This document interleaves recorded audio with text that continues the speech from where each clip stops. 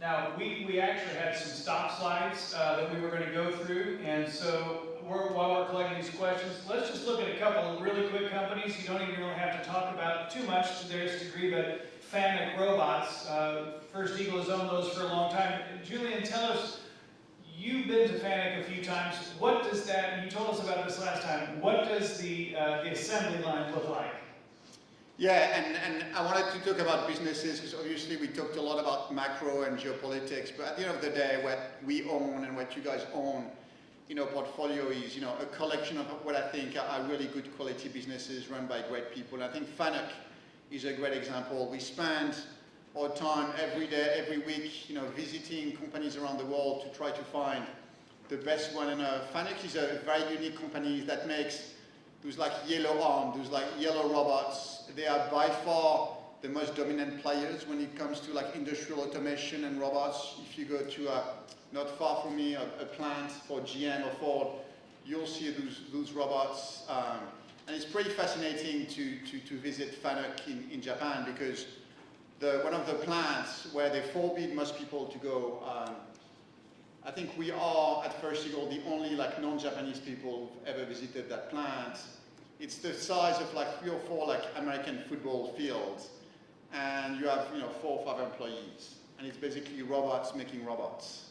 They just press one button and you see all those arms start walking. It's like being in Star Wars, and it's robot making robots. And so the Japanese are exceptional craftsmen. When they find something they're very, very good at, they do it incredibly well.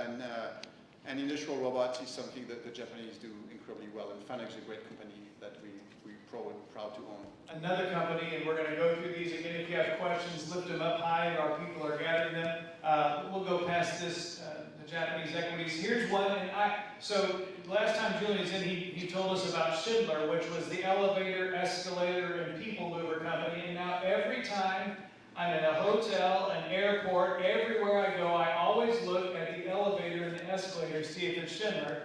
Well, then I went and I heard about this company called Hoshizaki.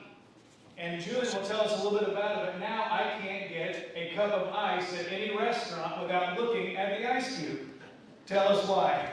So it's a small Japanese company, and they absolutely dominate that niche, which is, ice making machine for restaurant. And that seems like a pretty mundane business, but it's not. If you're a restaurant, if fridge or ice making machine just stop working, you've got a big issue. And so you want to make sure you own the highest quality, and that's what Hoshizaki does. They also have a great service network.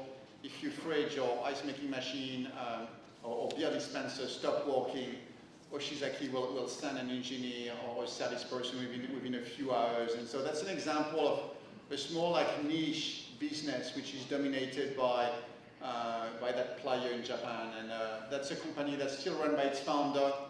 All his wealth is in the company. He takes amazing care of it. He's incredibly proud of the quality of its equipment, craftsmanship at its best. And so we also have to show that Hoshizaki. Wonderful. Now,